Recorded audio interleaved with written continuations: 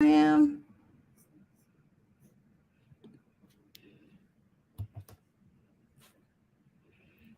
All right, I think we are in business. I will give you guys just a couple minutes to get on. Today, we are going to talk about something you guys have been asking about for a while: credit. Let me just make sure I'm streaming live from my YouTube as well as my Facebook business page, personal page, and Instagram. So I want to make sure everything is working right. If you guys can hear me, go ahead and press 1. If you can hear me, press 1 so that I know you can hear me.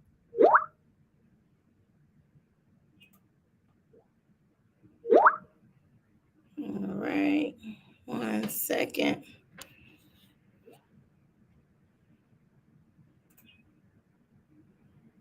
Let me turn off my notifications so this thing won't beep. Mm.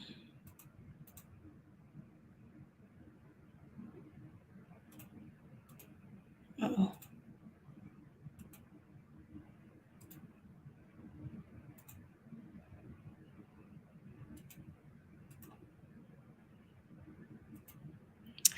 All right, so how is everybody doing? If you guys can hear me, go ahead and press 1 so we can go ahead and get started.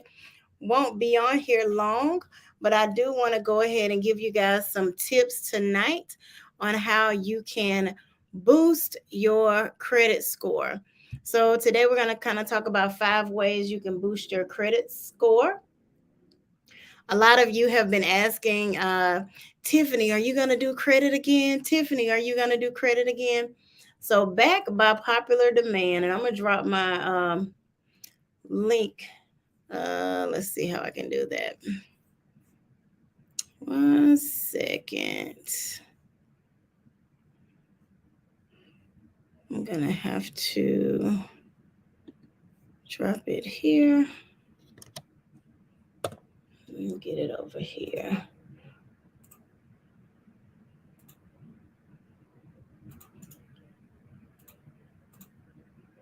You so funny, G Cole. I got your Shirley Temple, man. All right, guys. So let's go ahead and talk real quick about credit, okay? So a lot of you have been asking me, Tiffany, are you going to do credit? What's up with the credit?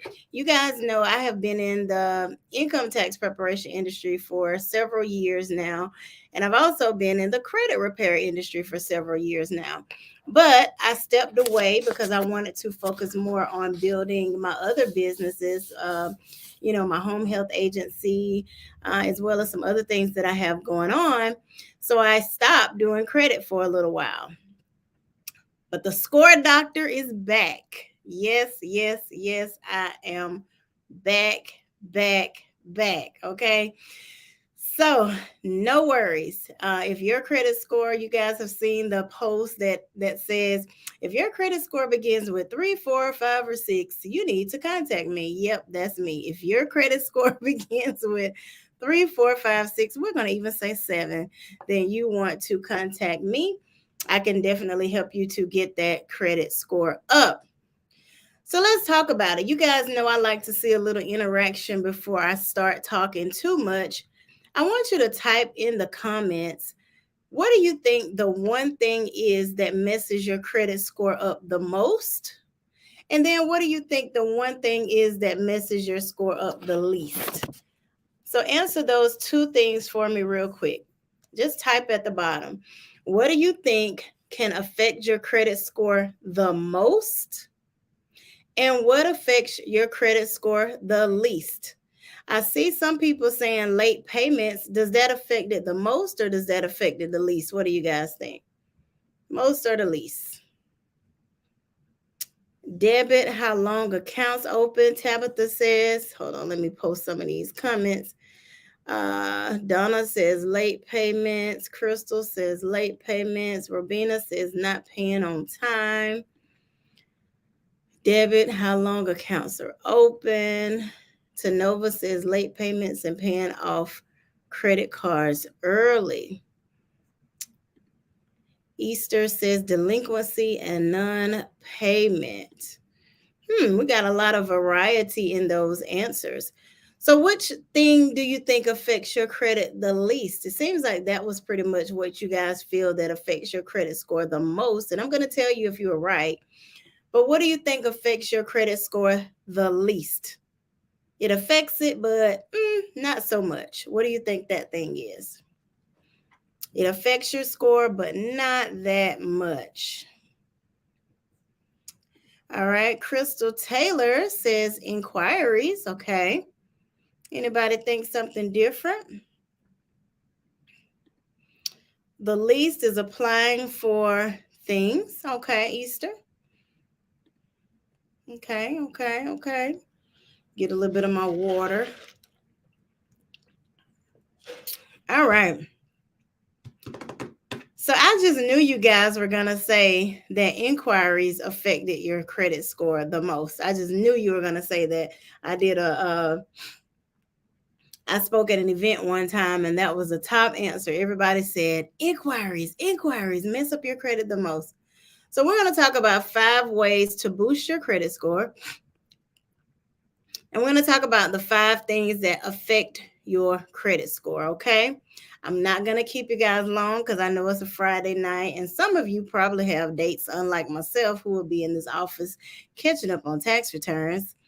But I don't want to keep you guys too long on this Friday night, okay?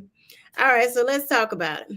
So, who knows what your credit score range can be? What's the lowest credit score you can have, and what's the highest? Type it in the comments for me. What do you think the lowest credit score you can have is, and what is the highest credit score? And I'll tell you, I don't have the highest. I don't know anybody that has a perfect credit score, okay? So, but what is the lowest score and what is the highest score? Who knows the answer to that question? Uh-oh, you are absolutely correct. 300 to 850. Tabitha said 500s to 800s. So the lowest score you can have is a 300.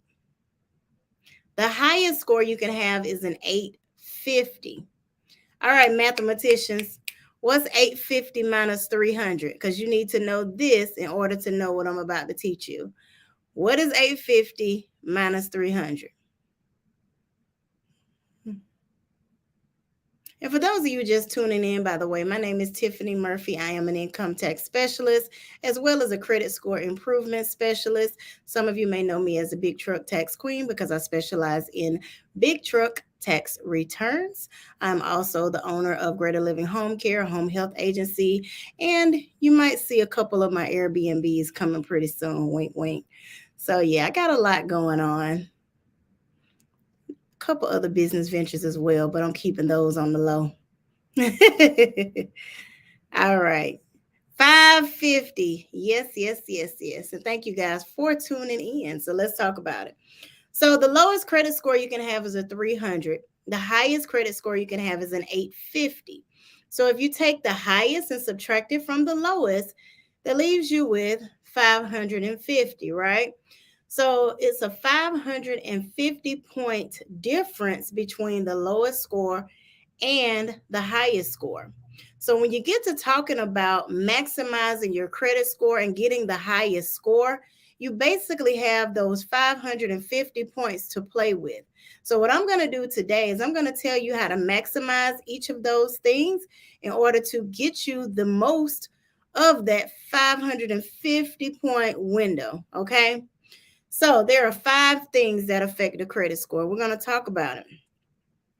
So the first one is inquiries. Inquiries make up, some people may say inquiries. You guys know I'm country, so I might say inquiries. You know what I'm talking about. Is when somebody pulls your credit. That's what I'm talking about. When somebody pulls your credit, that is an inquiry. Okay. So inquiries make up 10% of your score. So remember, I told you there was a 550 point gap there. So 10% of 550 is 55 points. So 55 of your points are based on the inquiries. So your goal is within a 2-year period, your credit should not be pulled more than 4 times. Did y'all hear that? Within a 2-year period, your credit should not be pulled more than 4 times. Every time I fix someone's credit, and the first thing I see at the top of the credit report, 60 inquiries, 45 inquiries, 30 inquiries. And the first thing I say is, you went to the car dealership and bought a car, didn't you? Well, yeah, I went to one place, but they denied me. And so my friend told me if I go to this other place, they approve you. So then they denied me. And so then I went to this other place and they denied me. Let me tell you something. If you have gone to that many car dealerships, that might be a sign you need to wait till you get your credit together before you buy that car. Inquiries at car dealerships are crazy. You will think a lot of times, if you're not paying attention, you'll think, okay, I'm going to this car dealership. It's tax time. Everybody ready to buy a car. Do not go to these buy here, pay here, is paying this 20 and 30% interest because your credit is not good. You need to, and I tell my clients this all the time. Hey, you're getting this big refund. You just told me you want a car. I would advise you fix your credit first, then buy the car. Because that could really be the difference between you having a $600 car note and a $300 car note. Garrett Cole says his credit score is 417. Well, Mr. Cole, we will gladly assist you in increasing that credit score and your 49 inquiries. We can do that as well. And yes, absolutely, you could use your tax refund to pay for our services. Absolutely. But a lot of times people will go to car dealerships and you're thinking you're pulling that credit one time, but what that car salesman is doing, they're shopping your credit score around to multiple lenders because your credit is not good and they don't want to tell you no initially. They're going to keep shopping it around. So maybe the first one they inquired about had a 10% interest rate. They denied you. Now they're moving up and checking one that's giving you a 15%. They denied you. Now you got to move over here to the subprime lenders and getting 20 and 30%. Or maybe you don't get approved at all. But each time they're pulling your credit, your score is dropping. So if you hear nothing else I say, whenever you, Crystal, Crystal, why do you feel ashamed? Oh no, it sounds like I called somebody out. Crystal, did I just call you out, girl? Don't tell me you did that. Did you go to multiple car lots? You did, didn't you? Crystal, what you did? Crystal, what did you do? So, yes. So, the ideal situation whenever you buy a car, you want to have your own financing, right? You want to have your own financing. Basically, Crystal said, yes, law. Oh, I see Mr. Harris is checked in. Is that illegal on YouTube? Thank you for joining us on YouTube. It's actually not, because whenever you give them permission to pull your credit, you're giving them that written permission. So that is why I always recommend, if you want to buy a car, don't go to the dealer for financing, right? You guys know I had a Mercedes. I sold my Mercedes. Now I drive a Toyota Camry. Love my $300 car note. Not complaining, right? But when I bought my car, I went to Navy Federal. I applied for an auto loan with Navy Federal. They said, approved. How much would you like? Boom. My car was inexpensive, 18, 19,000. Okay, come to the bank, pick up your check. I took my check. I went to the Toyota dealership. They're like, oh, I bet you we can beat that rate. I'm like, no, and you never tell them you have your financing until the end. So it's like, oh, yeah, we can finance you and get you right in this 2019 Camry, and yeah, blah blah blah. I'm like, okay, no problem, no problem. Um, but then when it was time to pay, I had my own financing. I had my own check. My credit was pulled time, one time by the bank that I chose. But you can only do that if you have good credit. When I bought my Mercedes years ago, I didn't have good credit back then. I can't remember what year that was, but it was a long time ago. But my credit was not good. And so, what sometimes may happen too, I remember when I bought my car, I think my credit might have been in the 500s or something. And they gave me like a crazy high interest rate, like 16% or something like that. And so the guy was like, well, I'm like, can you get this down anymore? I mean, is there any way? It's happened to the best of us, guys. And then they said, well, you can buy it down. I'm like, what do you mean buy it down? Well, the more you put down, we can lower your interest rate. So I ended up putting a lot of money down to buy down my interest rate.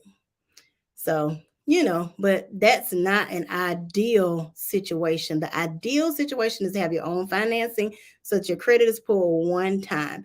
Every time your credit is pulled, you lose between 2 and 4 points. May not sound like a lot, but if you get it pulled enough times, it will add up for sure. Oh, I see. Can you press charges? I mean, if somebody does something unethical, you can. Do high student loans impact someone from getting approved for a home? Loans are not in default. Yes, Easter, that affects what's called your debt to income ratio. So, whenever they're calculating how much you can afford to purchase on a home, and I'll be doing a live later too with some mortgage brokers and realtors as well. And they'll actually go into more detail about it. But to answer your question briefly, yes, it does. Don't get hungry. I don't know what that means.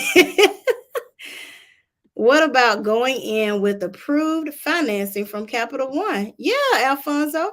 If you've got your financing approved and it's approved at a good rate, yes, it's always better to make those type of purchases with pre-approved financing so that you're even if you have good credit, I still advise you to go to a dealer, I mean to not go to a dealer to finance your car.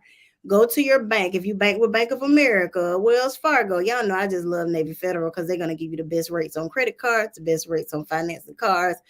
They're just hands down the best, the best, the best. But whatever your bank is, go with them.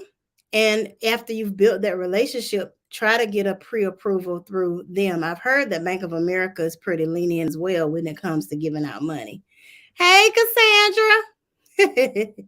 All right, so that's inquiries. The next category is credit mix. 10% of your score is based on the variety of credit that you have. Has anybody ever heard that you don't have to have a credit card to have good credit? Type in the chat. Have you ever heard that? Someone has said, you don't have to have a credit card to have good credit. Or is that just me and people that I know? Nobody's saying anything. Hit dogs will holler, right? You guys are quiet. Y'all know I don't like it quiet. I like for you to talk to me in those comments. Come on, give me something. Give me something. Give me something. All right, I ain't gonna give y'all no more information. Oh, so that actually, if somebody has said that, that is incorrect. Credit mix is that category. You do need to have a mixture of different accounts. So you have installment accounts. Those are accounts where you pay a set monthly fee. That's like if you go to Rooms to Go, Ashley Furniture, and you buy some furniture and you pay them monthly. That's called an installment account. You want to have some installment accounts and some revolving credit accounts, right? So the revolving accounts are your credit cards, okay? So you want to have a combination because that makes up 55 points. That's 10% of your score based on the mix of credit. So you want to have some revolving accounts, you want to have some installment accounts. So that mix is going to definitely help to make up your credit score. Oh, I see you have a question. Sharon says, why did my score go down when I got rid of my house? Well, the reason your score went down is because of the next category. You asked that question right on time, Sharon. It's because of credit age. So 15% of your score is based on credit age, how old your accounts are. So if you're financing a house, right? And let's just say that house is, you've been paying on that house for 30 years. That's a 30-year-old account. Let's say you have a car and you pay that car off in 2 years. They're going to take that 30-year-old age plus that 2-year-old car and average the two together, which would be 30 plus 2 is 32.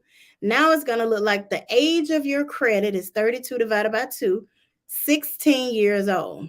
So even though you have that 30-year-old account, and then you got that 2-year-old account, when you average those two together, that's going to give you what's called your credit age.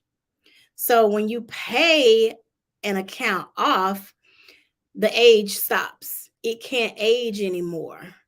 So when that account is open, you're constantly aging that account. This is why I always tell my clients, me and my boyfriend get into this because he looking at this live. I Mr. Harris. We always get into this because he's the type of person, he likes to pay everything cash. Cash. I just got that, baby. I just going to pay that off. I just paid it off. I'm like, no. When we were buying our furniture for the house, he's like, oh, that's only $1,000. I just pay that. I'm like, no. You're going to finance this furniture for this $30 a month for 4 years or 3 years or whatever it is. So you want to, whenever you buy a car, assuming you got a good interest rate, by the way, it's better to finance that car for a longer period of time because it gives you an older account, right? Whenever I buy a car, I always finance it for 6 years. Even if I could afford to pay it off tomorrow, I'm still gonna finance that car for those 72 months. I don't care because I know in the end that's actually building up my credit more because now I got a 6-year account versus if I'd have just bought a car cash or if I'd have just bought a car and financed it for 2 years. So it's always better to have the older your credit age is, the better. So like that student loan that you might have gotten when you were 18 years old, don't let that account go into default because if you do, now you lose the age. But if you had an account, student loans are like the best for credit age, the best.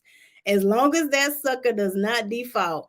If you got that student loan at 18 and it's still in deferment or you're making a minimum payment and you've been paying on that loan 20 years, that's a 20-year-old account. That's a 30-year-old account.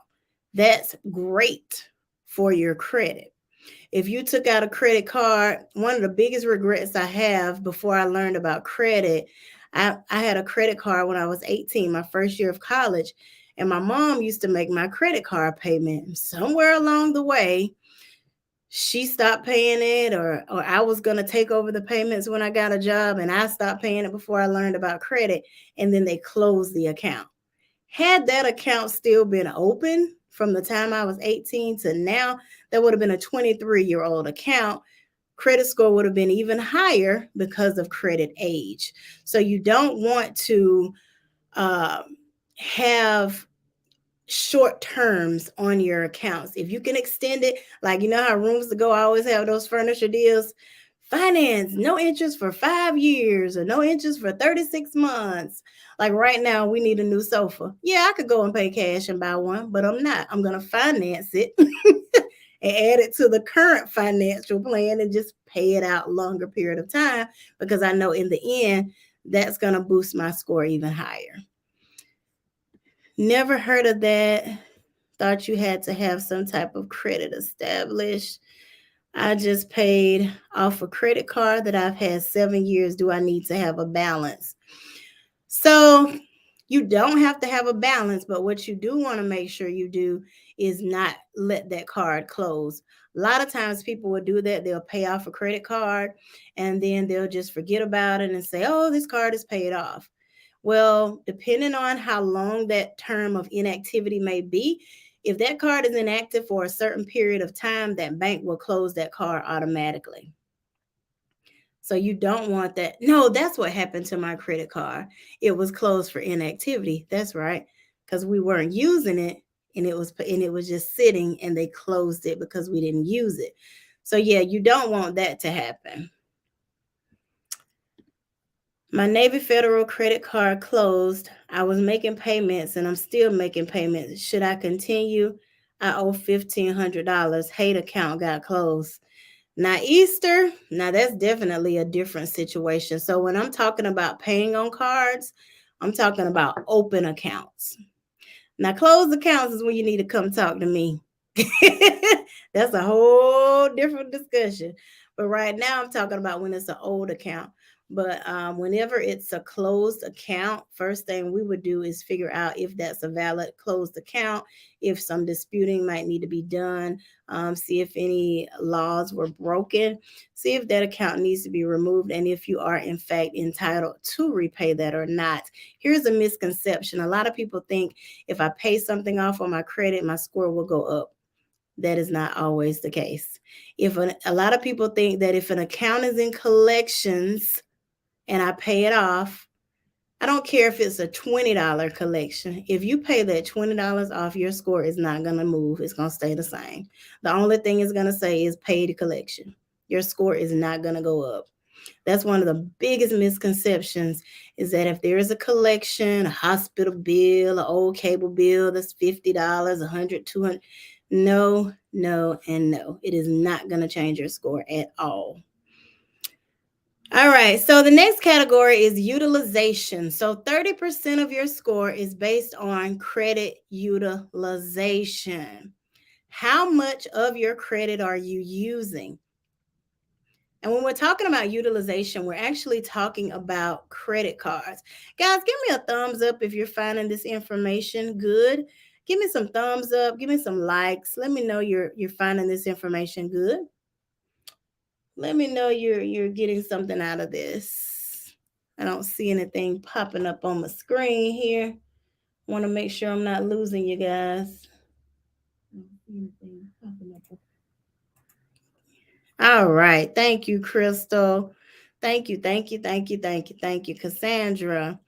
All right, so utilization. So 30% of your score, which is a total of 165 points, because 30% of 550 is 165. So 30% of your score is based off of how much, listen to this carefully. 30% of your score is based on how much of your credit you are using. Okay? So, what do I mean by this? Let me tell you. Thank you, Tanjalita. I appreciate it, Miss Balaam, my old co-worker. Look, you see, I'm still teaching, girl. We used to teach school together back in the day. So, 30% of your score is based on utilization. So, if you have, okay, pop quiz. If you have $1,000 credit card, how much should you not go over when spending? If you have $1,000 limit, what is the most you should spend on that card? Type it in the comments. Let's see what you guys are thinking. I'm curious. If you have $1,000 credit card, what do you think you should be spending? You should not spend more than how much? If you have $1,000 limit,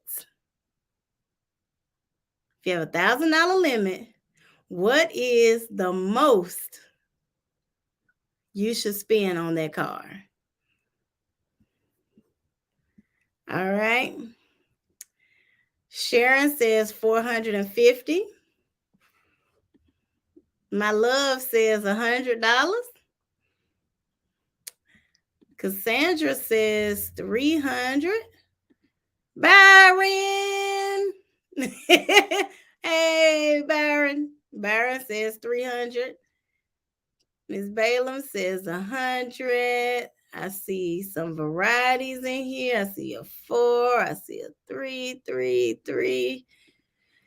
Okay, who's on Credit Karma? I know a lot of y'all are pulling your credit scores on Credit Karma, and Credit Karma will tell you. What does Credit Karma say? And then I'm going to tell you why they're wrong. But what does Credit Karma say?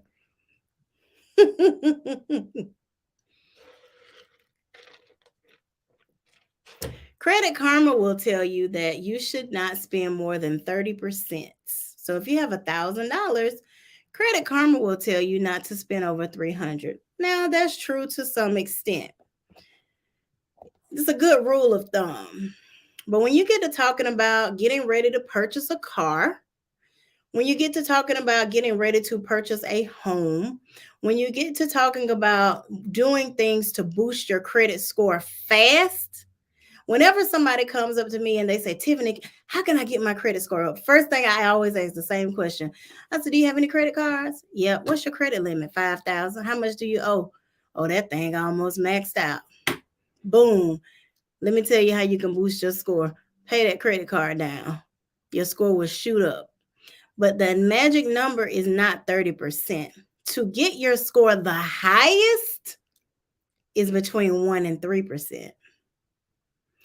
To keep it doable, 10% and below is fine. So if you got $1,000 credit card, $100 max. That's on the 10%. But if you're trying to make a purchase or something, $30, 3%. Yep. Out of 1,000, $30. 30 bucks. So credit cards are not given to you and treated like cash. That's one of the biggest problems people have. They treat a credit card like cash. They feel like, well, if it's $1,000 limit, then I got $1,000 I can use. So it's my money, it's my credit card. Hey. Some people have 100, 200, $300,000 of credit. They're not out here maxing out $200,000, $300,000 worth of credit cards. The banks want to know, if they give you money, how responsible are you going to be? So they're basically trying to see, if I give you $1,000, I need to see that you know not to spend here, but you're way down here. You're not spending nearly what you have in available credit. So the magic number is actually 1 to 3% to get the highest score. But a good rule of thumb is to keep it at 10%. So if you have $1,000 credit card, you don't want to carry a balance of over $100 when it posts on your statement. Now that's a key word that I said, when it posts on your statement. So, and those of you who are interested and want some help with your credit, I will be teaching you this. If you are interested in having credit repair services, I'll teach you more in depth about what you need to do. But just to kind of give you an idea, you have to know the difference between your reporting date and your statement date. So even though you're not supposed to spend more than $100, you have to learn when that posts to your credit report. And the task is to figure out what that date is and make sure by that date you don't have it. For example, let's say you got a $5,000 credit card, right? And you want to go make a $4,000 purchase because you have a credit card that gives you a lot of points anytime you make a purchase. So if your statement date is the 1st, you don't well, if your statement date is the 15th, you don't want to make this purchase on the 14th, because the very next day they're going to report that $4,000. You want to make that purchase after your statement date. So that way you go ahead and make the $4,000 purchase, but the statement showed that you had spent very, very little. I know it sounds kind of technical, and it can be, but bottom line, you have to learn when your statement date is. And what that means is that's the date that the IRS, oh Lord, I'm getting my business confused, y'all. I said the IRS. Oh Lord. the IRS, Lord have mercy. Y'all forgive me. I'm getting my businesses confused. We are not talking about taxes, Tiffany. That's the date the credit bureaus. I can't believe I did that. That's the date the credit bureaus. That's the date the creditors report to the credit bureaus. There we go. Lord, we are not talking about IRS. Okay, so you have to know your statement date. So once you know that statement date, then you're better able to manage your credit. But a good rule of thumb, keep it at 10%, keep it at 10% or less is even better. Now, if you're getting ready to go buy a house, you better pay that sucker down to 1%. So, yeah, keep it low. Yep. Thank you, Cedric. Yes, Cedric. The date the creditors report to the bureau. Cedric, you know how our mind is. Cedric does taxes too. You know how it is when we in the middle of tax season. Mine gets going a little crazy.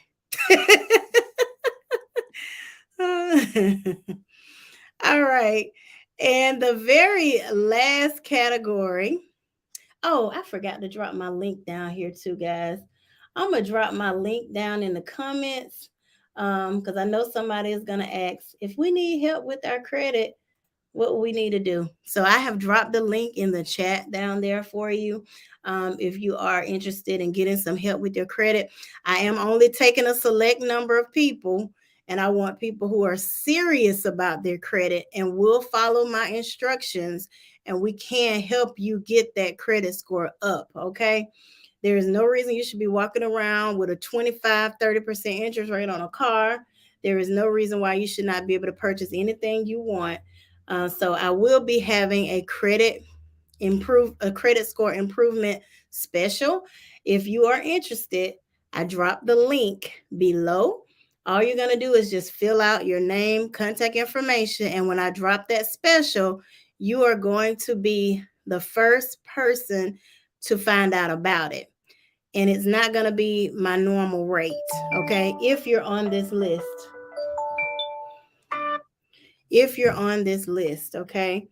So if you are interested in the special, then I'm going to be I'll be dropping this special probably in the next, within a week. Within a week, I'll be dropping that special. So if you want to get on that list, you need to fill out that job form and give me your full name, email, phone number, and answer those questions.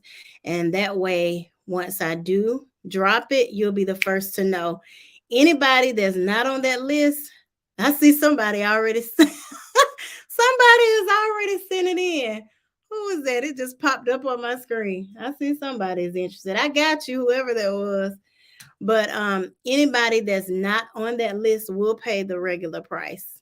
Okay, the regular price of my services is $249 to start and $179 per month. So if you are on that list, it will be a drastic difference. So you want to get on that list. I'm just saying, and I'm doing this because it's tax time, so it's kind of like a tax time credit improvement special. So, all right, back to it. So anyway, the last category is payment history. How this makes up the biggest percentage of your credit score. 35% of your score is which is 192.5 points. 192.5 points out of that 550 range is based on your ability to pay your bills on time. Guys heard that? So you want to make sure, hey, you Keithia girl, I see you. But you want to make sure that you're paying your bills. That means the revolving accounts, such as your credit cards. That also means the installment accounts, your car notes, your furniture bills, your finance company loan you might have taken out. All of those things make up 35% of your score. And let me tell you guys this, if money gets funny, things get tight, you don't know what you're going to pay. I promise you, if I had to pay a car note over a light versus a light bill, I would pay my car note. Why? Because that's making 35% of my score. If I miss one payment on that car note, one, my score could drop 100 points from missing one payment. Did y'all catch that? One payment could make your credit score drop by as much. One missed payment could make your credit score drop by as much as 100 points. So you want to make sure that you're paying your bills by the due date. Okay. You want to make sure that you do not let it hit that 30-day late.